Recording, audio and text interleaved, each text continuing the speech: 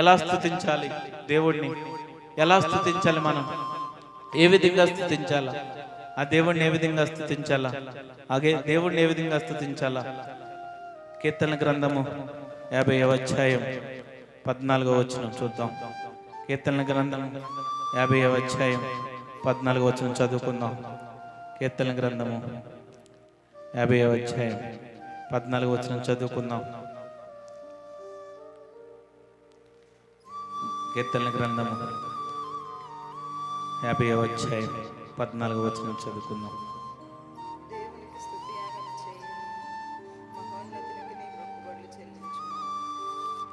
దేవునికి స్తుతి యాగం చేయుము, మహోన్నతునికి నీ మొక్కుబడులు చెల్లించు. యేసుక్రీస్తు ద్వారానే నీ స్తుతి యాగము అర్పించగలం. యేసుక్రీస్తు ద్వారానే నీ స్తుతి యాగము అర్పించగలం. ఆ ప్రభువుని స్తుతించాలన్నది ఒక ఆజ్ఞ. స్తుతి చేయటం అనేది ఒక ఆజ్ఞ, ఒక ఆజ్ఞగా ఉన్నది. అది ఆ ప్రభువును స్తుతించాలని. మరి దేవుణ్ణి స్తుతియాగం చేయటం మహోన్నతునికి మొక్కుబడులు చెల్లించినట్టే. యేసుక్రీస్తు ద్వారానే మనం ఆ స్తుతియాగాన్ని అర్పించగలం. ఈ లోకంలో దేవుళ్ళుగా పిలబడుతున్న అనేక విగ్రహాలు, అనేక విగ్రహారాధన చేసే ప్రజలు ఎన్నో మొక్కుబడులు చెల్లిస్తారు. మేకలను కోస్తారు, గొర్రెలను కోస్తారు, కోళ్ళను కోస్తారు, అనేకమైనవి అర్పణలు అర్పిస్తారు. కానీ దేవుడు కోరుకునేది ఏంటంటే, ఒక క్రైస్తవుడిగా, ఒక విశ్వాసిగా ఈ ప్రజలందరికీ దేవుడు కోరుకునేది ఏంటంటే, నీ హృదయాన్ని మార్చుకుని, నీ మనసును మార్చుకుని దేవుణ్ణి స్తుతించమని, దేవునికి ఆ స్తుతుల ద్వారా నీ అర్పణలు చెల్లించమంటున్నాడు. ఆ స్తుతుల ద్వారా నీ అర్పణలు చెల్లించమంటున్నాడు. ఈ లోకంలో పూజించే విగ్రహాలకు ఆ నిజమైన దేవుడికి తేడా ఏంటంటే అదే. ఈ లోకంలో ఉన్న దేవుళ్ళు విగ్రహారాధనలు పూజించే వాళ్ళు మేకల్ని, గొర్రెల్ని, కోళ్లను అనేక అర్పణలు అర్పిస్తారు. కానీ ఆ జీవము కలిగిన దేవుడు, నా జీవము కలిగిన దేవుడు మన స్తుతుల ద్వారా మన అర్పణలు ఆయనకు చెల్లించమంటున్నాడు.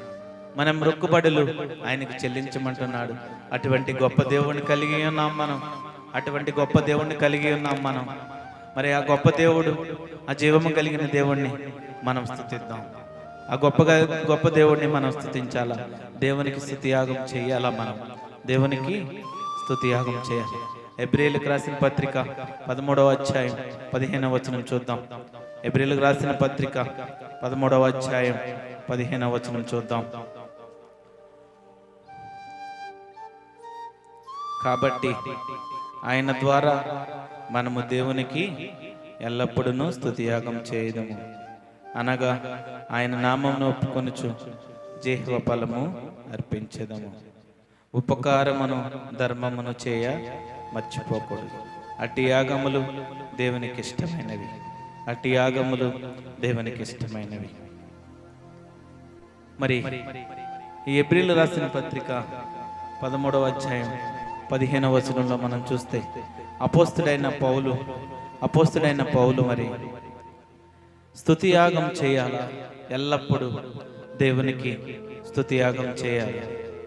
ఆయన నామాన్ని మనం ఒప్పుకుంటూ మరి దేవునికి స్తుతియాగం చేయాలా, దేవుణ్ణి స్తుతించాలా అనే అపోస్తుడైన పౌలు మరి గ్రంథంలో రాయబడింది. అపోస్తుడైన పౌలు చెప్పిన మాటలు మరి ఆ దేవుణ్ణి స్తుతించమని, ఆ దేవుణ్ణి నామాన్ని ఒప్పుకొని ఆ దేవుణ్ణి హెచ్చించమని దేవుని మాటలు సెలవిస్తున్నాయి. మరి దేవుని మాటలు సెలవిస్తున్న ప్రకారం దేవుణ్ణి స్తుతించే వారంగా ఉండాల. దేవుణ్ణి మనం స్తుతించే వారంగా ఉండాలి. ఎల్లప్పుడూ మనం దేవుణ్ణి స్తుతించాలి. ఉపకారమును ధర్మమును చేయ మర్చిపోకూడదు. అట్టి యాగములు దేవునికి ఇష్టమైనవి. మనం మన హృదయానుసారంగా దేవుని స్తుతిస్తూ, హృదయానుపూర్వకమైన మన సమర్పణలు దేవునికి అర్పిస్తూ, ఉపకారమును ధర్మములు చేయ మర్చిపోవద్దు అంటున్నాడు. ఈ లోకంలో ఉన్న ప్రజలకు దేవుని ప్రేమను చూపిస్తూ ఉపకారం చేయాలి, మేలులు చేయాలా, దేవునికి ఇష్టంగా ఉండాలి. దేవునికి అవి మాత్రమే దేవునికి ఇష్టమైనవి. అవి మాత్రమే దేవునికి ఇష్టమైనవి. విశ్వాసిగా ఉన్న నీవు ఒకసారి నీ హృదయాన్ని సరిచేసుకుని దేవునికి ఇష్టమైన ఆ స్తుతి యాగాన్ని నువ్వు చేస్తున్నావో లేదో ఆలోచన చేసుకుంటావా? ఆ స్తుతి యాగాన్ని, ఆ స్తుతులను దేవునికి సమర్పిస్తున్నావా? దేవునికి ఇష్టమైనవి నువ్వు ఇస్తున్నావా? నువ్వు చేస్తున్నావా? ఒకసారి ఆలోచన చేసుకో. ఎందుకంటే ఉపకారమును ధర్మమును చేయ మర్చిపోవద్దు అంటున్నాడు దేవుడు. మరి ఆ పౌలు భక్తుల ద్వారా ఉపకారమును ధర్మము చేయ మర్చిపోవద్దు అంటున్నాడు. అవి మాత్రమే దేవునికి ఇష్టం అంటున్నాడు. దేవునికి ఇష్టమైనవి, దేవునికి ప్రీతికరమైనవి నువ్వు చేయడానికి ఇష్టపడుతున్నావా? ఆ దేవునికి స్తుతులు సమర్పిస్తూ దేవునికి ఇష్టమైనవి నువ్వు చేయడానికి ఇష్టపడుతున్నావా? ఈ లోకంలో ఉన్న ప్రజలను మనం చూస్తే మనకి ఒక ఆటగాడి ఇష్టమైతే ఆటగాడి కోసం ఎంత దూరమైనా వెళ్తాం, ఏదైనా చేస్తాం, ఎంత ఖర్చు పెట్టైనా చేస్తాం.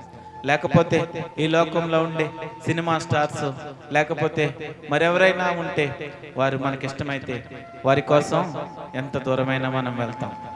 కానీ దేవునికి ఇష్టమైనవి మనం చేయలేకపోతున్నాం. మన జీవితాల్లో దేవునికి ఇష్టమైనవి మనం ఎందుకు ఇవ్వలేకపోతున్నాం? మన జీవితాల్ని దేవునికి ఎందుకు ఇవ్వలేకపోతున్నాం? మరి ఆ దేవునికి ఇష్టమైనవి మనం చెయ్యాలంటే మనం ఆత్మీయ బలాన్ని పొందుకున్నప్పుడు మాత్రమే, మనలో దేవుని వాక్యం ఉన్నప్పుడు మాత్రమే అవి మనం అనేక మందికి చేయగలం. ఎందుకు చేయగలం అంటే దేవుడు లేకపోతే క్రీస్తు నీలో ఉంటే, ఆ క్రీస్తు ప్రేమ నీలో ఉంటే, ఆత్మీయని పొందుకున్న వ్యక్తివైతే, దేవుని వాక్యాన్ని దేవుని జ్ఞానాన్ని తెలుసుకున్న వ్యక్తివైతే, దేవునితో సహవాసం చేసే వ్యక్తివైతే, దేవుని వెంబడించే వ్యక్తివైతే, దేవునికి స్తుతి చెల్లించే వ్యక్తివైతే నువ్వు ఉపకారములు ధర్మములు మేలు చేయడానికి నువ్వు ఇష్టపడతావు. అవి మాత్రమే దేవునికి ఇష్టమైనవి. ఈ లోకంలో విగ్రహాలను అర్పించేవారు అనేక మంది బలులు అర్పిస్తారు. కానీ నా దేవునికి ఇష్టమైనవి ఏంటంటే దేవుని స్తుతించడం, ఉపకారము మేలు చేయడం అనేకమైనవి దేవునికి ఇష్టమైనవి. ఆ దేవునికి ఇష్టమైనవి నువ్వు చేయడానికి సిద్ధంగా ఉన్నావా? ఆ దేవునికి ఇష్టమైనవి నువ్వు చేయడానికి సిద్ధపడుతున్నావా? నీ హృదయాన్ని సరిచేసుకో, నీ హృదయాన్ని మార్చుకో. ఆ దేవునికి ఇష్టమైన ఇంపైన వ్యక్తిగా దేవుని దగ్గరకు చేర్చుకో. ఆ దేవుని యొద్దకు నువ్వు వెళ్ళు. దేవునితో సహవాసం చేయడానికి నువ్వు సిద్ధపడు. దేవునికి ఇంటిమసిలో వెళ్ళడానికి నువ్వు సిద్ధపడు. అప్పుడు మాత్రమే ఇవన్నీ నువ్వు చేయగలవు. కొలస్సీలకు రాసిన పత్రిక 3వ అధ్యాయం 17వ వచనం చూద్దాం. 3వ అధ్యాయం 17వ వచనం చూద్దాం.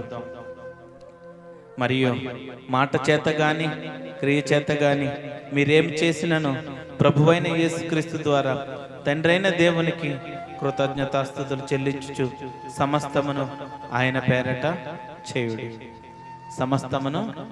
పేరట చేయాలి. మాట చేత కానీ క్రియ చేత కానీ మనం ఏం చేసినా ప్రభువైన యేసుక్రీస్తు ద్వారా మాత్రమే తండ్రైన దేవునికి కృతజ్ఞతాస్తుతులు చెల్లించుటూ సమస్తమును ఆయన పేరట మాత్రమే మనం చేయాలి. ఆ ప్రభువైన యేసుక్రీస్తుని మనం స్తుతించే వారంగా ఉన్నప్పుడు, మనం ఆరాధించే వారంగా ఉన్నప్పుడు ఇతరులకు ఉపకారము ధర్మము మేలు చేసే వారంగా మనం ఉంటాం. ఒక వ్యక్తికి మనం మేలు చేస్తే ఆ మేలు చేసిన వ్యక్తి ఎప్పటికీ కూడా మర్చిపోవద్దు. ఎందుకంటే ఒక సహాయం లేకపోతే ఒక మేలు దేవుని నామాన్ని బట్టి నీకు చేస్తున్న ఆ మేలుని బట్టి, ఆ సహాయాన్ని బట్టి ఎల్లప్పుడూ కూడా దేవుని కృతజ్ఞతలు చెల్లించు. ఆ వ్యక్తిని కూడా నువ్వు జీవితంలో ఎప్పుడు మర్చిపోవద్దు. ఒక వ్యక్తి నీకు సహాయం చేశాడంటే, మేలు చేశాడంటే దేవునికి కృతజ్ఞత చెల్లించి ఆయన నామాన్ని స్తుతించు, ఆయన్ని హెచ్చించు. ఈ లోకంలో ప్రజలు ఎంతో మంది ఎన్నో సహాయాలు పొందుకుంటారు, ఎన్నో మేలులు పొందుకుంటారు. కానీ కొద్ది రోజులకే ఆ చేసిన మేలులన్నిటినీ మర్చిపోయి, ఆ చేసిన మేలులన్నిటినీ పక్కన పెట్టి ఒక రకమైన విధముగా, వేరే విధముగా అనేక మందిని తప్పుద్రోవలు పట్టించి అనేక మంది ఇబ్బంది పెట్టే ప్రజలున్నారు. మేలు చేసిన వారిని మర్చిపోయావా? మేలు చేసేవారిని మర్చిపోతున్నావా? దేవుడు చూస్తున్నాడు. దేవుడు చూస్తున్నాడు. ఉపకారాన్ని, ధర్మాన్ని చేయమన్నాడు.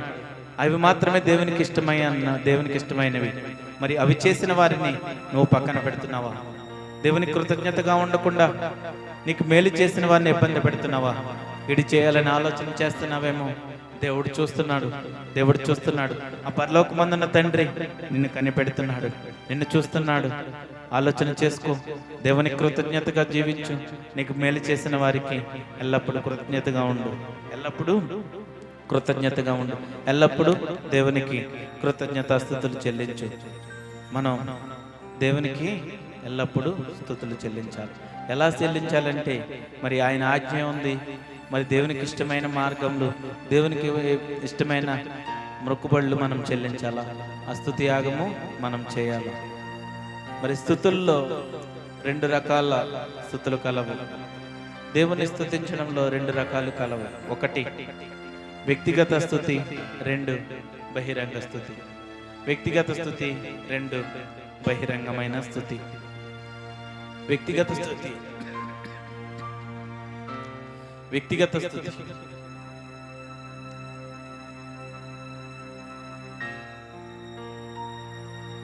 వ్యక్తిగత స్థుతి. ఆ దానియేలు భక్తుడిని మనం చూస్తే,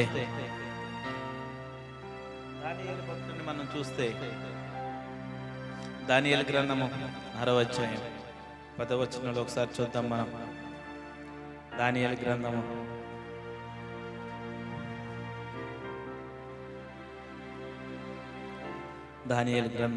6వ అధ్యాయం 10వ వచనం చూద్దాం. ఇట్టి శాసనము సంతకము చేయబడినని దానియేలు తెలుసుకొనెను. అతడు తన ఇంటికి వెళ్ళి యథాప్రకారం అనుదినము ముమ్మారు మోకాళ్ళుని తన ఇంటి పైగది కిటికీలు యెరూషలేము తట్టునకు తెరవబడి ఉండగా తన దేవునికి ప్రార్థన చేయుచు ఆయన్ని స్తుతించుచూ వచ్చింది. మరి దానియేలు భక్తుల కోసం మనం ఆలోచన చేస్తే మరి అక్కడ ఒక ఆజ్ఞ ఇచ్చారు. ఏంటంటే దేవునికి ప్రార్థన చేయొద్దు, దేవునికి విజ్ఞాపన చేయొద్దని ఒక ఆజ్ఞ ఇచ్చారు. ఆజ్ఞ ఇచ్చినప్పుడు అక్కడ రాజులను వ్యతిరేకించట్లేదు, కానీ దానియేలు ఆ రాజాజ్ఞను వ్యతిరేకించకుండా మరి తన ఇంటి గదిలోకి వెళ్ళి దేవుణ్ణి మోకాళ్ళలోని దేవుని స్తుతిస్తున్నాడు, దేవునికి విజ్ఞాపన చేస్తున్నాడు, దేవునికి ప్రార్థన చేస్తున్నాడు. మన వ్యక్తిగత స్థుతి ఏ విధంగా ఉండాలంటే, శ్రమల్లో ఉన్నప్పుడైనా, ఇబ్బందుల్లో ఉన్నప్పుడైనా, మనల్కి ఎంత బాధ వచ్చినప్పటికీ, ఎంత బిజీ షెడ్యూల్లో ఉన్నప్పటికీ కూడా మన వ్యక్తిగత స్థుతి వదిలిపెట్టవద్దు. దేవుణ్ణి ప్రార్థించే వ్యక్తులుగా మనం ఉండాలి.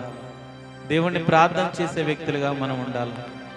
దేవుడు ఒక దినం మనకిస్తున్నాడంటే దాని పట్ల దేవుని ఉద్దేశం ఏదో ఉంది.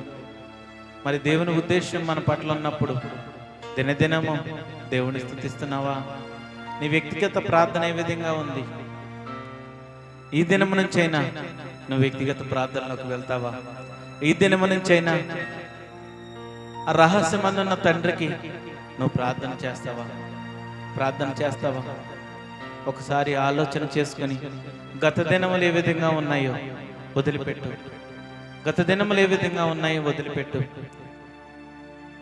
ఈ దినమందైనా ఈ మాటలు వింటున్న ప్రజలకు, ఈ మాటలు వింటున్న విశ్వాసులకు వ్యక్తిగత ప్రార్థన చేసుకోవడానికి నువ్వు ఇష్టపడుతున్నావా? ఆ దేవుణ్ణి స్తుతించడానికి నువ్వు ఇష్టపడుతున్నావా? నీ విజ్ఞాపనలు, నీ మరలు ఆ రహస్యమన్న తండ్రికి విజ్ఞాపన చేయడానికి నువ్వు సిద్ధపడితే నీ మనసును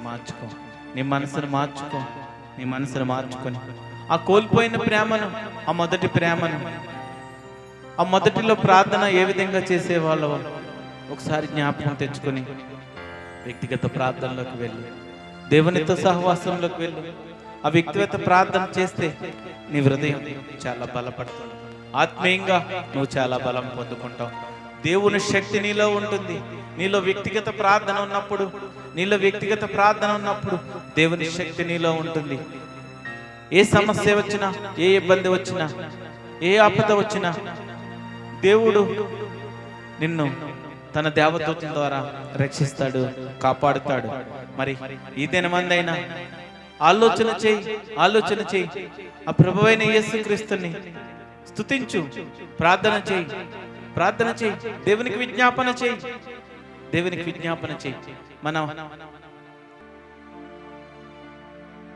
మన జీవితంలో ఒకరోజు ప్రారంభమవుతుందంటే అది దేవుడు ఇవ్వగలిగిన రోజు, దేవుడిచ్చిన రోజు. ఆ రోజు నీకు ఇచ్చాడంటే ఉదయాన్నే దేవుడిని స్తుతులు చెల్లించు. ఈ దినము నాకు ఇచ్చావు అని దేవునికి స్తుతులు చెల్లించు. ఆ గొప్ప దేవుడికి స్తుతులు చెల్లించు. మరి దానియేలు భక్తుడు ఏ విధంగా అయితే ఆ శ్రమల్లో, ఆ ఇబ్బందుల్లో కూడా దేవుణ్ణి స్తుతించడం ఆపలేదు. దేవుణ్ణి స్తుతించకుండా ఉంటున్నావేమో. ఈ దినముల్లో దేవుణ్ణి విజ్ఞాపన చేయకుండా, ప్రార్థన చేయకుండా నీ జీవితం గడుపుతున్నావేమో. దేవునికి దూరంగా ఉంటున్నావేమో. దేవునికి ఆయాసకరంగా, దుఃఖకరంగా నీ జీవితాన్ని గడుపుతున్నావేమో. ఈ మాటలు వింటున్న ప్రజల కోసం దేవుడు మాట్లాడుతున్నాడు. నీ వ్యక్తిగత ప్రార్థన, నీ వ్యక్తిగత విజ్ఞాపన, దేవునితో సహవాసం ఉంటే నీకు ఎన్ని ఇబ్బందులు వచ్చినా దేవుడు నిన్ను కాపాడుతాడు. వ్యక్తిగత ప్రార్థనలోకి నువ్వు వెళ్తావా? వెళ్ళకపోతే మన జీవితంలో మేలులు పొందుకోలేము. మన జీవితంలో ఏ కార్యములు మన జీవితంలో చూడలేము. ఎక్కడ వేసిన గొంగలి అక్కడే ఉంటుంది. అందుకనే వ్యక్తిగత ప్రార్థనలోకి వెళ్ళు. వ్యక్తిగత ప్రార్థన మీరు చేయాలా? వ్యక్తిగత ప్రార్థన చేయాలా మీరు? అపోస్తుల కార్యములు 5వ అధ్యాయం 29వ వచనంలో, అందుకు పేతురును అపోస్తులను, మనుషులకు కాదు దేవునికే మేము లోబడవాలని. ఎవరికి లోబడాలా మనం? దేవునికి లోబడాలా మనం. ఈ లోకంలో ఉన్న మనుషులకు కాదు మనం లోబడతాం. ఈ లోకంలో ఉన్న మనుషులతో కాదు మన స్నేహం. ఈ లోకంలో ఉన్న మనుషులతో కాదు మనం చేయవలసినవి. మనకన్నీ ఇచ్చేది ఆ జీవము కలిగిన దేవుడు. మనల్ని ప్రోక్షణ ఇచ్చేది, మనల్ని పోషించేది ఆ జీవము కలిగిన దేవుడు. ఈ లోక మనుషుల కోసం, లేకపోతే ఈ లోకంలో ఉండే ప్రజలు కాదు మనం భయపడ్డం. మనం ఈ లోక ప్రజలకు లోపడ్డం కాదు. మనం ఆ దేవునికి మాత్రమే మనం లోబడాలి. ఆ దేవునికి మాత్రం లోబడి మనం దేవుని స్తుతించాలా. రెండవది బహిరంగ స్థుతి. బహిరంగంగా దేవుని స్తుతించడం. కీర్తనల గ్రంథము 35వ అధ్యాయం 18వ వచనం. ఈ 35వ కీర్తనని ఆక్షేపణ కీర్తన అంటారు. ఈ 35వ కీర్తనని ఆక్షేపణ కీర్తన అంటారు. 35వ అధ్యాయం 18వ వచనం చదువుకుందాం. 35వ అధ్యాయం 18వ వచనం చదువుకుందాం. అప్పుడు మహాసమాజములో నేను నిన్ను స్తుతించెదను, బహుజనులలో నిన్ను స్తుతించెదను. అనేక మంది జనములు ఉన్నప్పుడు, అనేక మంది ప్రజలున్నప్పుడు నువ్వు స్తుతించడానికి, దేవుని నామాన్ని కనపరచడానికి సిగ్గుపడుతున్నావా? దేవుని ఆత్మీయత, దేవుని ఉద్యమం, దేవుని శక్తి, దేవుని మహిమ నీలో ఉంటే నువ్వు సిగ్గుపడే వ్యక్తిగా ఉండవు. ఎంతమంది ప్రజలు ఉన్నప్పటికీ, ఎంతమంది జనములు ఉన్నప్పటికీ దేవుని నామాన్ని, దేవుణ్ణి కనపరిచే వ్యక్తిగా, దేవుణ్ణి స్తుతించే వ్యక్తిగా నువ్వు ఉంటావు. నీలో ఆ భయం ఉందంటే దేవునికి నువ్వు సహవాసంలో లేనట్టే. దేవుణ్ణి నువ్వు విజ్ఞాపన చేయలేనట్టే. నువ్వు స్తుతించలేకపోతున్నావంటే, దేవుణ్ణి నువ్వు ప్రకటించలేకపోతున్నావంటే, దేవుని మహిమను నువ్వు ప్రకటించలేకపోతున్నావంటే, నీలో సిగ్గుందంటే అది దేవునికి ఇష్టమైనది కాదు. అది దేవునికి ఇష్టమైనది కాదు. దేవునికి ఇష్టమైనది కాదు. ఒక స్తుతించే వ్యక్తివి, దేవుని జీవం నీలో ఉంటే, దేవుని ఆత్మబలం నీలో ఉంటే, దేవుని శక్తి నీలో ఉంటే, దేవుని ప్రేమ నీలో ఉంటే, ఎక్కడున్నప్పటికీ, ఏ పరిస్థితుల్లో ఉన్నప్పటికీ, ఎంతమంది జనుల్లో ఉన్నప్పటికీ దేవుని నామాన్ని నువ్వు దూషించే వ్యక్తిగా ఉండవు. దేవుని నామాన్ని నువ్వు హెచ్చించే వ్యక్తిగా ఉంటావు. దేవుని నామాన్ని నువ్వు ఘనపరిచే వ్యక్తిగా ఉంటావు. దేవుని నామాన్ని మాత్రమే నీ హృదయంలో, నీ మాటలు, నీ ఆలోచనలు, నీ తలంపులు ఏదైనా కూడా దేవుని నామాన్ని ఘనపరిచే మాటలుగా ఉంటాయి. దేవుని నామాన్ని ఘనపరిచే మాటలుగా ఉంటాయి. దేవుడు నీ జీవితంలో ఉన్నప్పుడు, యేసుక్రీస్తు ప్రేమ నీలో ఉన్నప్పుడు, నీ నుండి చెడ్డ మాటలు పలకలు, చెడ్డ మాటలు, చెడ్డ క్రియలు నీలో ఉండవు. చెడ్డ మాటలు నీలో ఉండవు. చెడ్డ మాటలు పలుకు వాళ్ళలో కూడా వాడు మరి ఆ విధమైన చెడ్డ మాటలు పలుకుతున్నాడంటే దేవుని ప్రేమ లేనట్టే. దేవుని ప్రేమ లేనట్టే. మరి ఈ 35వ కీర్తన దావీదు భక్తుడు ఆక్షేపణ కీర్తనగా దీనికి పేరు పెట్టాడు. మరి మనం ఎక్కడున్నప్పటికీ, ఏ పరిస్థితిలో ఉన్నప్పటికీ, బంధువుల మధ్యకి వెళ్ళినప్పుడు మనం దేవుని నామాన్ని కనపరచలేకపోతున్నామేమో. మన స్నేహితుల మధ్యలో ఉన్నప్పుడు దేవుని నామాన్ని మనం మహింపరచలేకపోతున్నామేమో. ఆలోచన చేసుకుందామా? ఆలోచన చేద్దామా? దేవుని నామాన్ని ఏ పరిస్థితిలో ఉన్నప్పుడు కూడా దేవుని నామాన్ని మనం వదిలిపెట్టద్దు. దేవుని నామాన్ని మనం వదిలిపెట్టద్దు. ఆ దేవుణ్ణి స్తుతించాలా. ఎంతమంది ఉన్నప్పటికీ కూడా దేవుణ్ణి స్తుతించాలా. పిల్లలుగా ఈరోజు మీకు తెలియజేస్తున్నాను, దేవుణ్ణి మీరు స్తుతించడానికి సిగ్గుపడేవారుగా మీరు ఉండొద్దు. సిగ్గుపడేవారుగా మీరు ఉండొద్దు. దేవుని విషయంలో, దేవుని పరిచర్య విషయంలో, దేవుడు ప్రణాళికలో మనం ఉన్నాం కనుక, దేవుని ప్రణాళికలో మనం ఉన్నాం కనుక దేవుణ్ణి ఎప్పుడైనా ఎక్కడైనా స్తుతించేవారుగా మనం ఉండాలా. ఎక్కడైనా మనం స్తుతించేవారుగా ఉండాలా. బహిరంగంగా స్తుతి చెల్లించేవారుగా మనం ఉండాలా.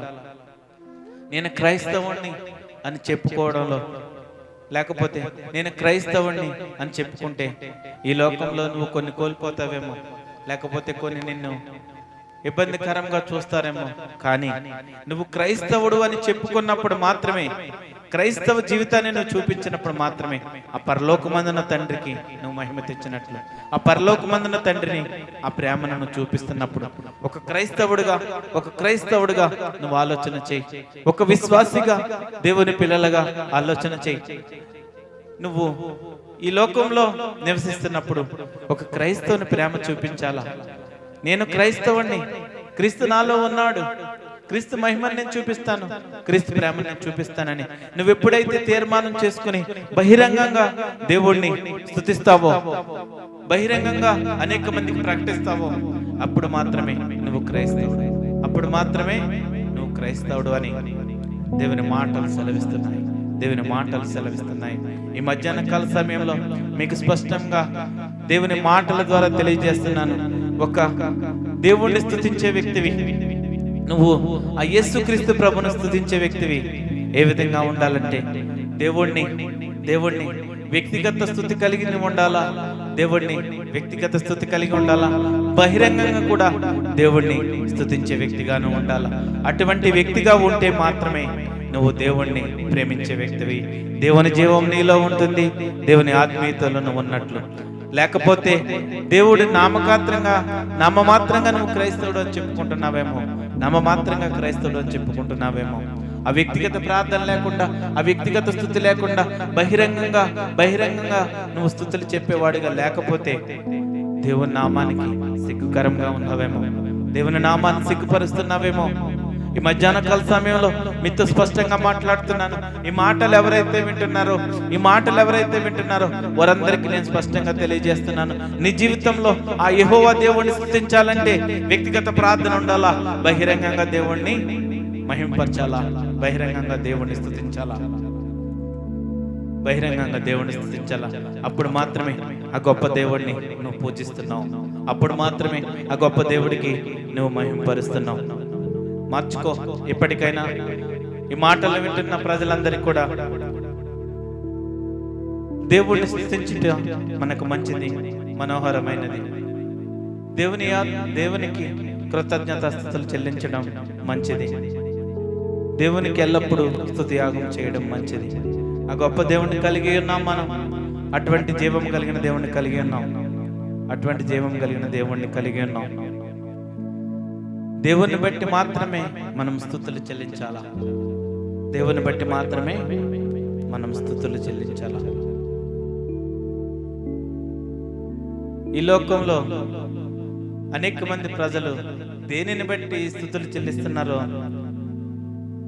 ఏ నామాన్ని బట్టి స్తుతులు చెల్లిస్తున్నారో, మరి నామకార్థంగా లేకపోతే పెదవులతో స్తుతులు చెల్లిస్తున్నారేమో. కానీ దేవుని మాటకు లోబడి మరి ఏ నామాన్ని బట్టి స్తుతులు చెల్లించాలా, ఏ నామాన్ని బట్టి స్తుతులు చెల్లించాలా ఒకసారి చూద్దాం. కీర్తనల గ్రంథము మనం ఏ నామాన్ని బట్టి స్తుతులు చెల్లించాలో చూద్దాం. కీర్తనల గ్రంథము 97వ అధ్యాయము 12వ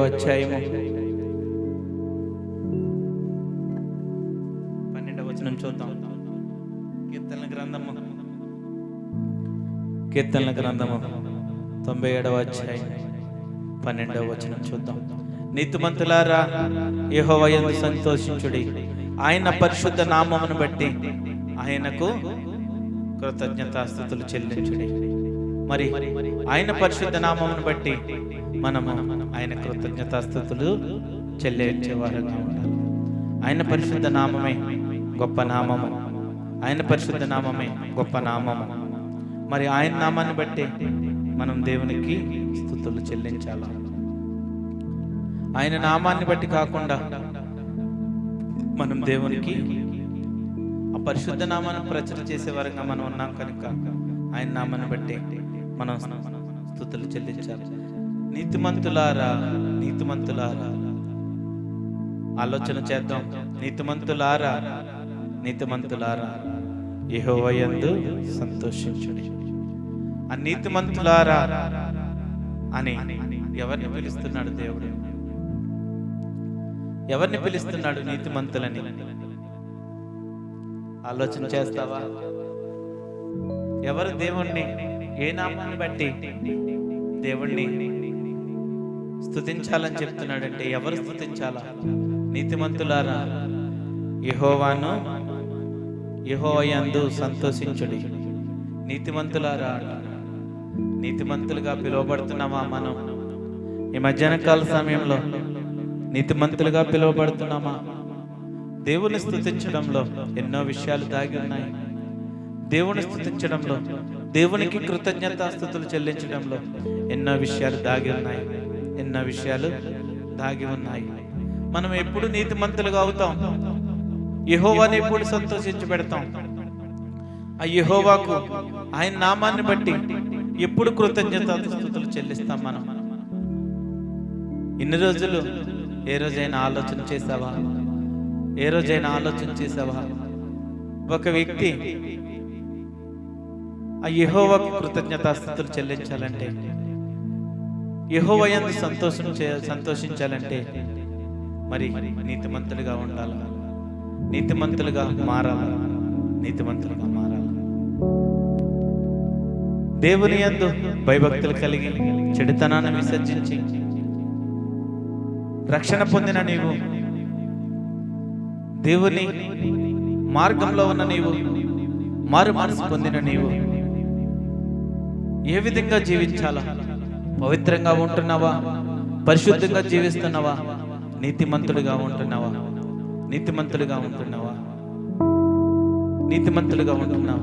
బైబిల్లో అనేక మంది ప్రవక్తలు నీతిమంతులుగా ఉన్నారు. నోవాహు జీవితాన్ని చూస్తే నోవాహు నీతిమంతుడు, యథార్థవంతుడు. మరి యోబును చూస్తే నీతిమంతుడు, యథార్థవంతుడు, న్యాయవంతుడు. బైబిల్లో అనేక మంది ప్రవక్తలు, అనేక మంది భక్తులు నీతిమంతులుగా జీవించారు. అనేక మంది నీతిమంతులుగా జీవించారు. నువ్వు నీతిమంతులుగా ఉన్నప్పుడు మాత్రమే ఆ యెహోవాను సంతోష పెడతావు, ఆ యెహోవాకు కృతజ్ఞతాస్తుతులు చెల్లిస్తావు, ఆ యెహోవాను స్తుతించగలవు. ఆ యెహోవాను స్తుతించాలంటే నువ్వు నీతిమంతులుగా మారాలా.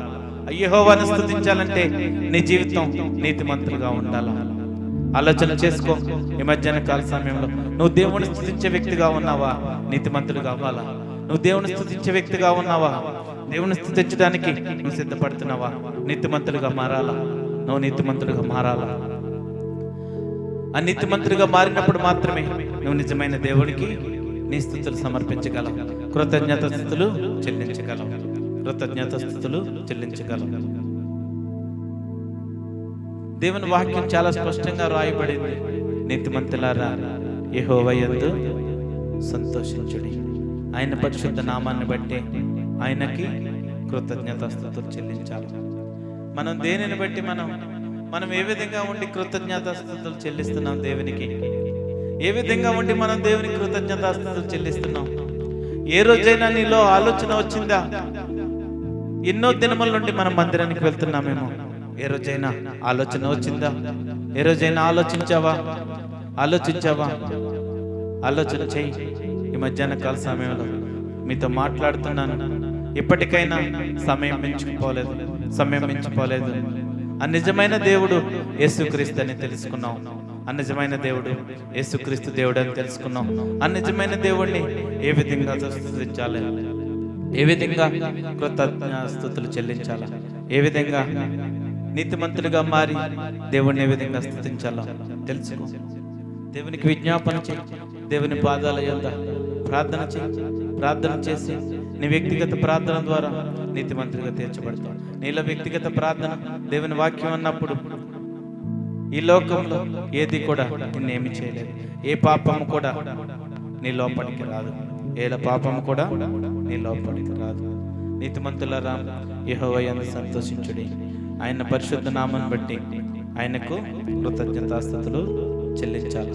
ఆయన పరిశుద్ధ నామాన్ని బట్టి మనం కృతజ్ఞతాస్తుతులు చెల్లించాలి. కీర్తన గ్రంథము 75వ అధ్యాయం 1వ వచనం చూద్దాం.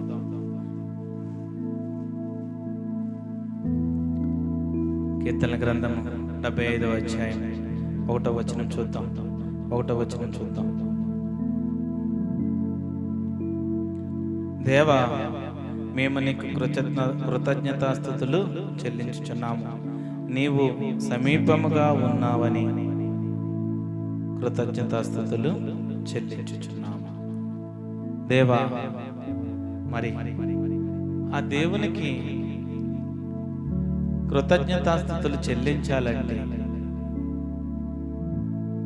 ఆ దేవునికి నువ్వు దగ్గరగా ఉన్నావా? ఆ దేవుడు నీకు సమీపంగా ఉన్నాడు. ఆ దేవుడు నీ హృదయంలో చోటిస్తే నీ హృదయంలో రావడానికి సిద్ధంగా ఉన్నాడు. ఆయన సమీపంగా ఉన్నాడు కనుక ఆయన నామాన్ని, ఆ పరిశుద్ధ నామాన్ని నువ్వు స్తుతించాలా, కృతజ్ఞతాస్తుతులు చెల్లించాలి. ఆయన జీవితంలోకి, ఒక వ్యక్తి జీవితంలోకి ఆయన రావాలంటే నీ హృదయాన్ని పరిశుద్ధపరచుకో, పవిత్రపరచుకో. నీతిమంతుడిగా తీర్చిదిద్దినప్పుడు మాత్రమే నీ హృదయంలోకి ఆయన వస్తాడు. ఆయన నీ జీవితంలోకి వస్తాడు. నీతో సమీపంగా ఉంటాడు. నీతో సహవాసం కలిగి జీవిస్తాడు. సహవాసం కలిగి. మరి ఆయన సమీపంగా మనం వెళ్తున్నామా? ఆయన నామానికి మనం సమీపంగా వెళ్తున్నామా? దేవా, మేము నీకు కృతజ్ఞతాస్తుతులు చెల్లించుచున్నాము, నీవు సమీపముగా నున్నావని. మరి దేవుడు మనకు సమీపంగా ఉన్నాడు. దేవునికి కృతజ్ఞతాస్తుతులు అర్పించే వ్యక్తిగా, ఆ నీతిమంతుడిగా, దేవునికి అర్పణలు అర్పించే వ్యక్తిగా మనం ఉన్నామో లేదో మనమే పరీక్ష చేసుకుందాం, ప్రశ్నించుకుందాం, ఆలోచన చేసుకుందాం. ఆలోచన చేసుకుందాం. మన భక్తి జీవితం ఏ విధంగా ఉంది? ఈ లోకంలో మనం ఏ విధంగా భక్తి కనపరుస్తున్నాం? ఏ విధంగా భక్తి కనపరుస్తున్నాం? ఏ విధంగా భక్తి కనపరుస్తున్నాం? ఆలోచన చేసుకుందాం. ఆలోచన చేసుకుందాం. కీర్తన గ్రంథము 119వ అధ్యాయం 62వ వచనం చూద్దాం. 119వ అధ్యాయం 62వ వచనం. న్యాయమైన నీ విధులను బట్టి నీకు కృతజ్ఞతాస్తుతులు చెల్లించుటకు అర్ధరాత్రి వేళ నేను మేల్కొనేవాడు. మరి దేవుడు అనేక గొప్ప కార్యాలు చేశాడు. అనేక న్యాయమైన విధులను బట్టి మరి మనం దేవునికి కృతజ్ఞతాస్తుతులు చెల్లించాలి. దేవుడి ఆజ్ఞలను బట్టి, దేవుడి న్యాయ విధులను బట్టి ఆ గొప్ప దేవునికి మనం కృతజ్ఞతాస్తుతులు చెల్లించాలి. కృతజ్ఞతాస్తుతులు చెల్లించాలి. కృతజ్ఞతాస్తుతులు చెల్లించినప్పుడు మాత్రమే మనం దేవుని ఆజ్ఞలు, దేవుని న్యాయ విధులు మనం గైకొన్నట్టు. దేవుని ఆజ్ఞలు మనం గైకొన్నవారు అవుతాం. దేవుని ఆజ్ఞలు మనం గైకొన్నవారు అవుతాం. దేవుడు మరి ధర్మశాస్త్రంలో అనేక ఆజ్ఞలు ఇచ్చాడు. అనేక న్యాయ విధులు ఇచ్చాడు. ధర్మశాస్త్ర గ్రంథం, పరిశుద్ధ గ్రంథంలో దేవుడు అనేక ఆజ్ఞలు ఇచ్చాడు. అనేక న్యాయమైన విధులు ఇచ్చాడు. ఇవన్నీ కూడా మానవులకి, దేవునికి ఒక సత్సంబంధంగా దేవుడి పరిశుద్ధ గ్రంథాన్ని మానవుడు ఏ విధంగా ఉండాలో, మానవుడు తన జీవితాన్ని ఏ విధంగా ఉంచుకోవాలో పరిశుద్ధ గ్రంథం స్పష్టంగా తెలియజేస్తుంది.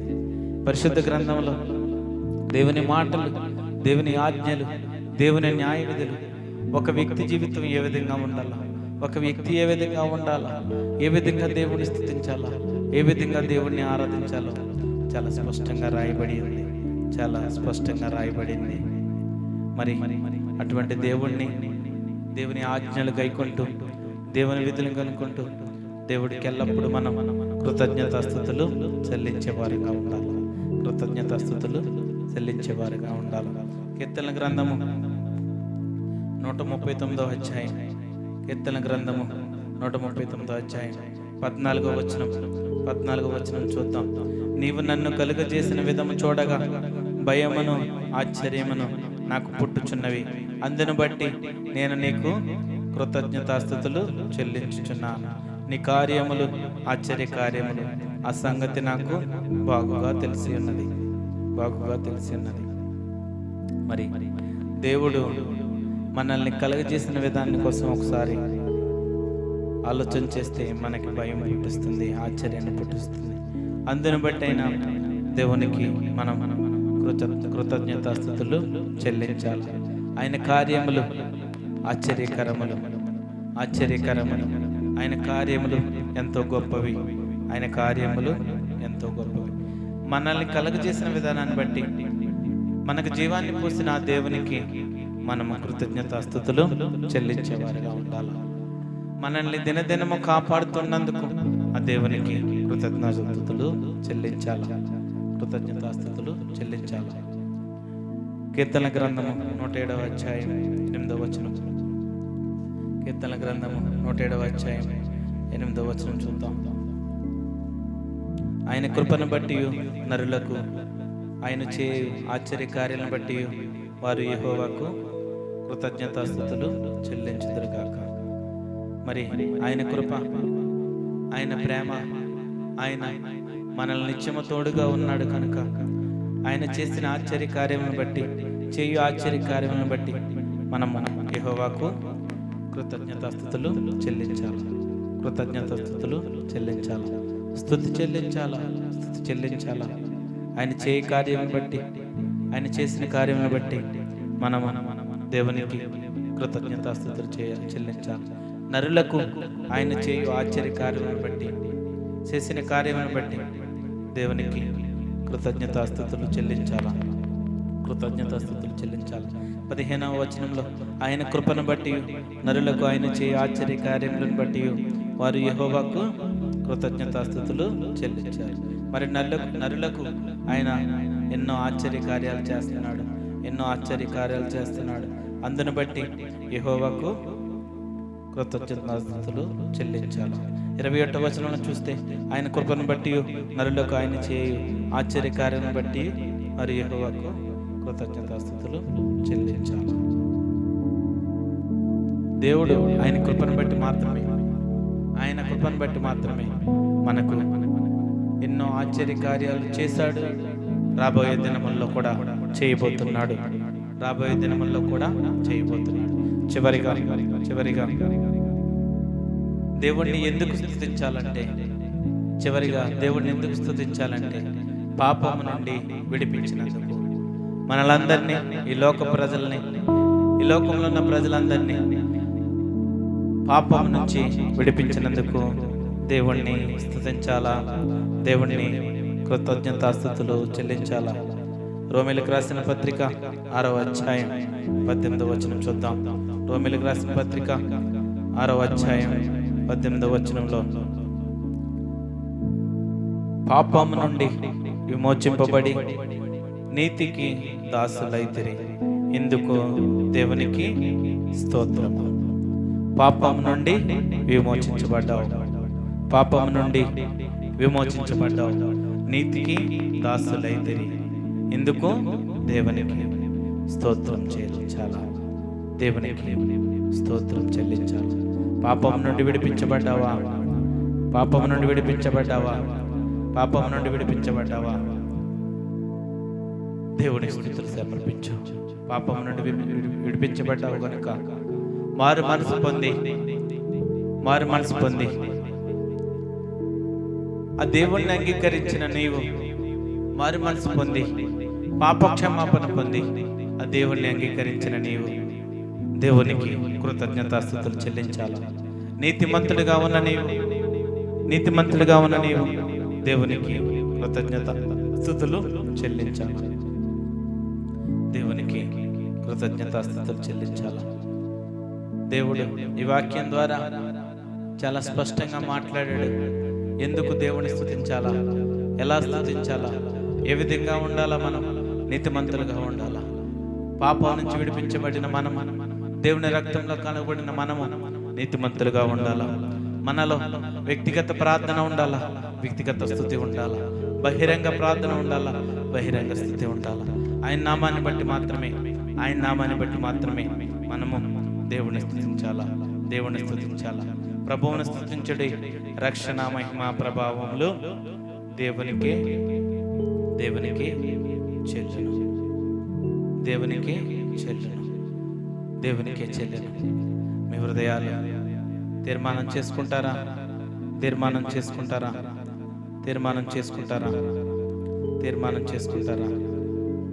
ఆలోచన చేసుకుని మీ హృదయాలు దేవుని సమర్పించుకుందాం. దేవుడిని స్తుతిద్దాం, దేవుడిని స్తుతులు చెల్లిద్దాం, దేవుడికి ఆ స్తుతులు తెలుపుదాం,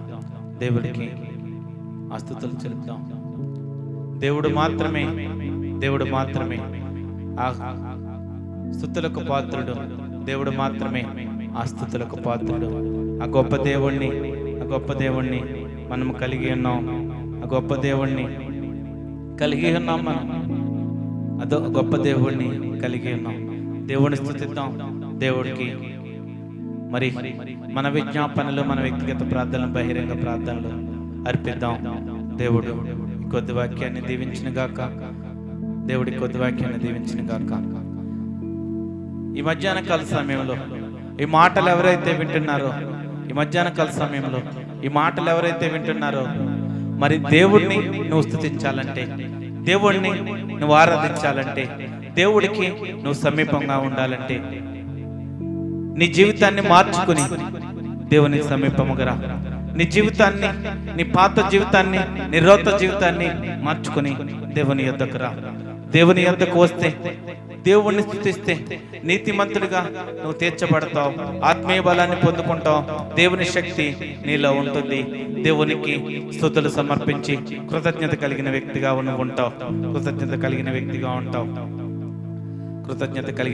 ఉంటావు. జీవితాన్ని దేవుడు మనకిచ్చాడు. ఈ జీవితాన్ని దేవుడు మనకి ఇచ్చాడు. మరి మన నీతి ఎవరంటే ఆ దేవుడే. మన ఖ్యాతి ఎవరంటే ఆ దేవుడే. మన నీతి ఎవరంటే ఆ దేవుడే.